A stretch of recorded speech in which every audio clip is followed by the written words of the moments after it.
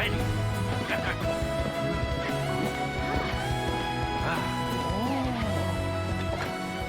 No better way to celebrate.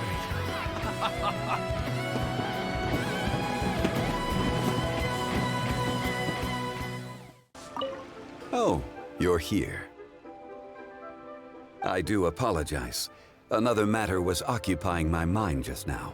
Hanfeng's Ironmongers has a long history. Ownership has been passed down from generation to generation, and today it is known as the most reputable blacksmith in the land. The art of forging prizes precision and diligence. The tasks of forging weapons and processing ore require a great deal of time and patience. To most, the sound of iron being struck with a hammer is loud and intrusive. But to those who appreciate this art form, it is like the toll of a bell, breathtaking and transfixing. The sound of metal clashing with metal causes one to fall quiet, calms one's spirit, focuses one's attention, and then, with a mind emptied of unwanted thoughts, devote oneself fully to the work at hand. Any talent I possess comes not from natural inclination, but out of necessity. In times of war, weapons are indispensable equipment and highly sought after. The wondrous ley lines of Liyue produce all manner of exquisite ore. It follows naturally that distinguished artisans and prized wares arise in response. But I have always thought that a craftsman's ingenuity is far more valuable than any precious stone. The most accomplished in their craft do not limit themselves to working exclusively with rare ores. Well, traveler, after your long sojourn in Liyue, I trust you will have heard of the houses of Kun and Yun. The House of Kun is a long-established name in the art of forging. To this day, their descendants continue their craft. The House of Yun did not limit themselves to this craft. They branched out into many different disciplines and districts. Their descendants today still uphold the work ethic taught within their family for generations. Even ostensible perfection can oft be improved upon through diligence. This has contributed towards their excellence in numerous fields. Ah, so you are acquainted with Miss Yun? Yes, the talented Yun Jin of Liyue operatic fame is indeed a descendant of the historic House of Yun.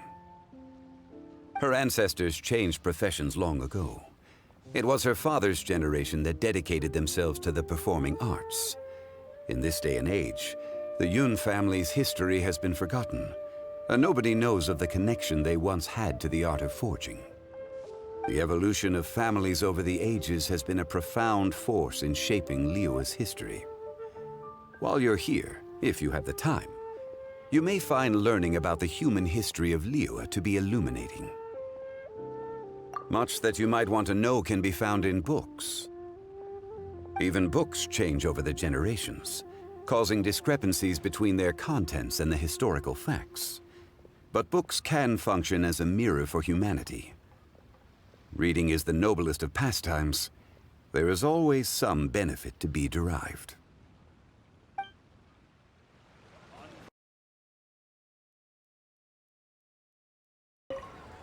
Ah, I wondered if I might run into you again. This makes the third day in a row. Perhaps it is fate rather than coincidence. Yes. After our conversation yesterday, I thought I might visit the book house and see what constitutes popular literature these days. Indeed. Traveler, do you know anything of the origins of books in Liyue? First, people ground wood into pulp to make paper. For ease of reading, they began binding sheets together to make what we now call books. Later, they developed movable type printing to improve the speed and quality of production. Eventually, the technology developed to the point where books like those we see here can easily be produced in great quantities.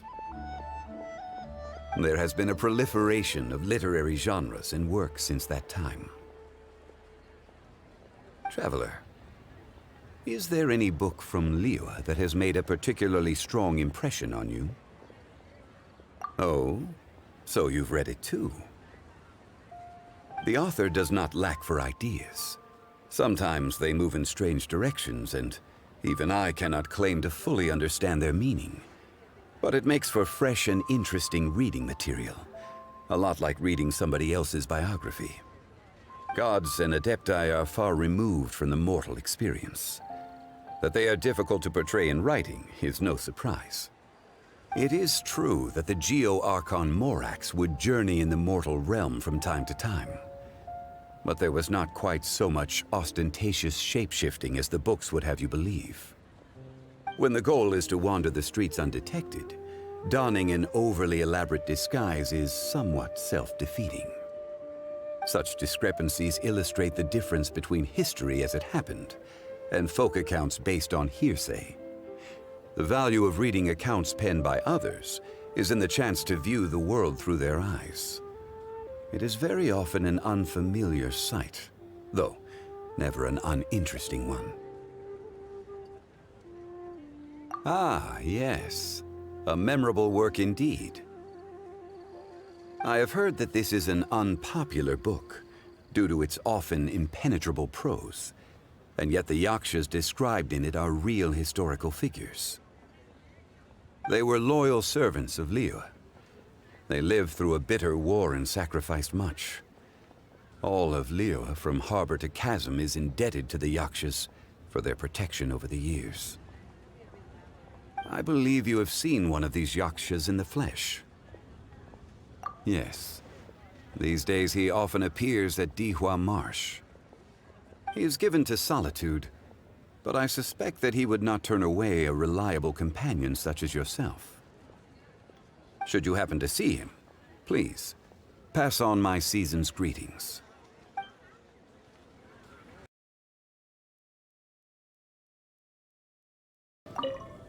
Where the clear blue water runs into the sky, and an ocean of silver grass stretches out before the eye. That was written about Dihua Marsh. From an altitude, the sight of reeds on the water rustling gently in the breeze is indeed a sight beautiful beyond compare. Wangshu Inn is located in the heart of Dihua Marsh and provides the finest in both food and scenery. It is no wonder that travelers are fond of staying here. But Wangshu Inn is no mere guest house. It was built tall to provide superior visibility for surveying the surrounding terrain. And it was built here, on this road, because it is one of the main routes for traffic into the region. This is a strategic location that must be defended at all costs. Yes, that is one of the primary reasons that he frequents the inn. Looking southeast from here, one can see all the way to Guyun Stone Forest. With gods lying sealed beneath those rocks, the area is frequently afflicted with monster activity. Zhao often goes back and forth between here and Guyun. Being constantly on the move must be tiring for him. My purpose in coming here was to give him a few words of comfort, but to my surprise, I did not find him on the roof. Perhaps so. Nevertheless, this trip was by no means a waste. Besides, there shall be no shortage of opportunities to meet in the future. On the subject of Wangshu Inn, a chef here is highly talented. If I recall correctly, there was a cooking competition hosted in Liyue Harbor during the Moonchase Festival. This chef was selected to represent the Dihua Marsh region, entered the finals, and took second prize. Culinary excellence should always be shared far and wide. Being up so high reminds me of another lofty location. Yes, one that the Adepti once took control of, long ago. It then fell into disuse. Whether anyone tends to it these days, I do not know. All right then. That is where I shall go tomorrow.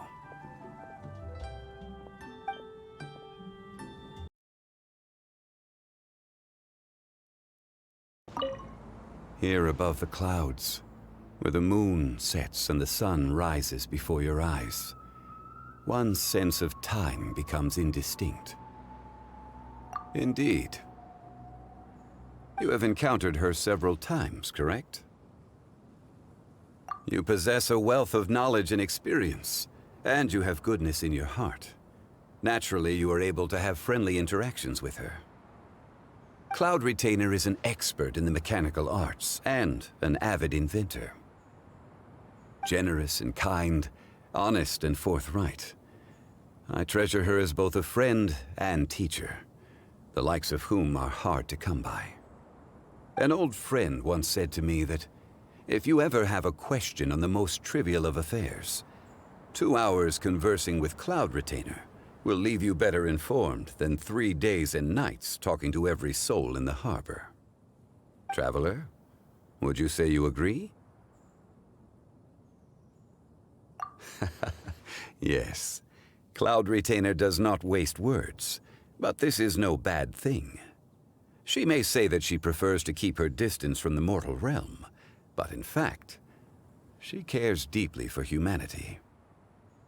I believe I have gazed at the mountains long enough. Time for a change of scenery. Tomorrow, yes, perhaps I will head further north.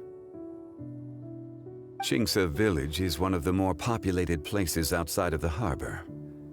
I think I shall go there.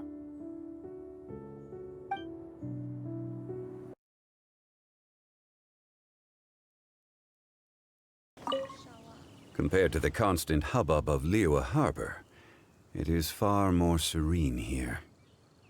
It is a pleasant and leisurely atmosphere, not unfit for a festival. On the way over, I saw grandparents preparing meals, children learning to make Xiao lanterns. It was quite nostalgic for me. It took me back to the very earliest days of Liyue's history. Back then, most able-bodied adults were busy supporting the war effort or helping to build the city. Like now, the oldest and youngest supported each other, living humble lives. Indeed, their lives were not easy. But the people of Liyue have tenacity and optimism in their bones.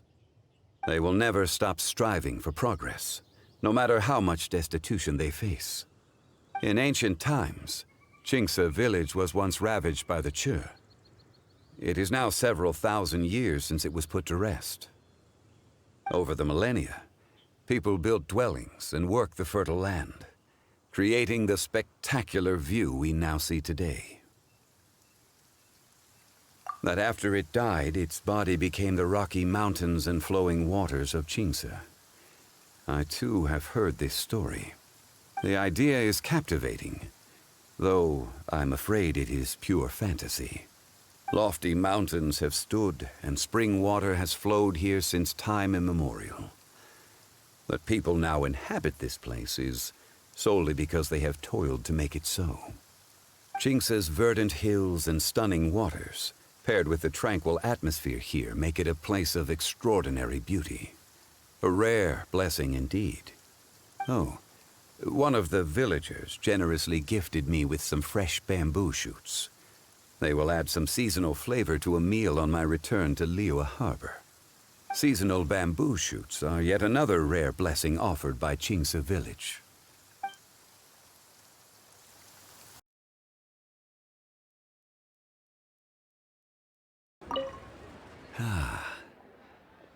This year's Xiao lanterns and fireworks seem more exquisite than ever. Yes, after a most worthwhile journey. Had I not heeded your advice, I fear I may have missed out on the scenes I saw. Thank you, traveler. Liyue's beauty always gladdens my heart. There is everything from the graceful to the grandiose, from serenity to splendor. And the ways in which the sights of Liyue stir the heart, they must be seen to be experienced. The people of Liyue today are busier than ever before. Yet still, they head home when the festival season comes, no matter how long the journey takes, just for the chance to sit around the stove and share a joyful time with their loved ones. Even a glimpse of Liyue's scenery on their homeward journey can serve to comfort their spirits. Traveler, this view belongs to you as much as to anyone else.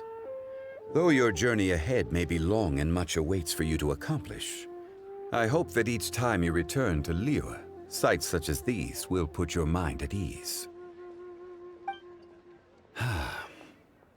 A safe haven between the mountains, a warm glow that guides you out from a dense forest.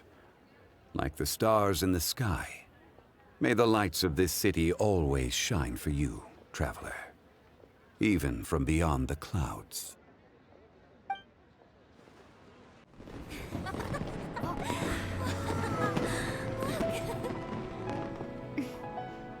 Happy Lantern Rite. Huh?